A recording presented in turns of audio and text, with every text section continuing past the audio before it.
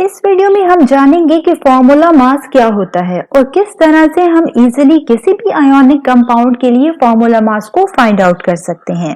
So what is a formula mass? The sum of atomic masses of all the atoms in the formula unit of a compound is called formula mass. Formula unit में मौजूद तमाम atoms के atomic mass के सम को formula mass कहा जाता है। Screen पर मौजूद सोडियम क्लोराइड जिसे NaCl से रिप्रेजेंट किया जाता है एक आयोनिक कंपाउंड है। यही वजह है कि इसे हम फॉर्मूला यूनिट कहते हैं। यहाँ पर मौजूद सोडियम जिसका एटॉमिक मास 23 है प्लस क्लोरीन जिसका एटॉमिक मास 35.5 है। जब हम इनके एटॉमिक मास का सम लेंगे तो इसके रिजल्ट में हमारे पास आंसर आ जाएगा 58.5 AMU। सो सोडियम क्लोराइड जो कि एक फॉर्मूला यूनिट है, जब हमने इसके एटॉमिक मासेस का सम लिया तो एज अ रिजल्ट हमारे पास आंसर आ गया 58.5 AMU जो कि फॉर्मूला मास कहलाता है। याद रखें कि जिस तरह एटम्स को रिप्रेजेंट किया जाता है सिंबल से, मॉलिक्यूल्स को रिप्रेजेंट किया जाता है केमिकल फॉर्मूला से, सिमिलरली आयोनिक कंपाउंड्स को रिप्रेजेंट किया जाता है फॉर्मूला यूनिट से। चलिए फाइंड आउट करते हैं फॉर्मूला मास चंद आयोनिक कंपाउंड्स के लिए।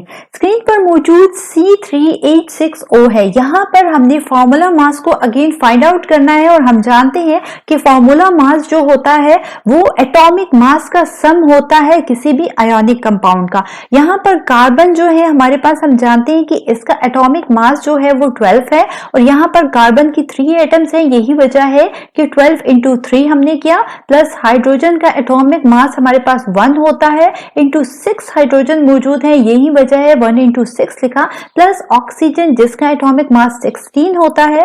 यही वजह है कि हमने यहाँ पर 16 लिख दिया है।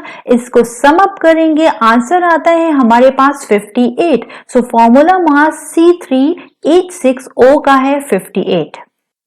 स्क्रीन पर मौजूद मैग्नीशियम सल्फेट एक आयोनिक कंपाउंड है। जब मैग्नीशियम सल्फेट में मौजूद एटम्स के एटॉमिक मास का हम सम लेंगे तो ये फॉर्मूला मास कहलाएगा।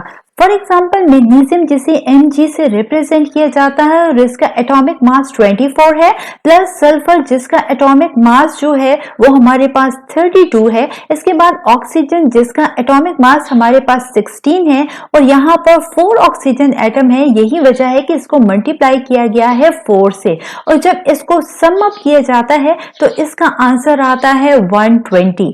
सो हमारे पास जो फॉर्मूला मास है मैग्नीशियम सल्फेट का वो 120 है।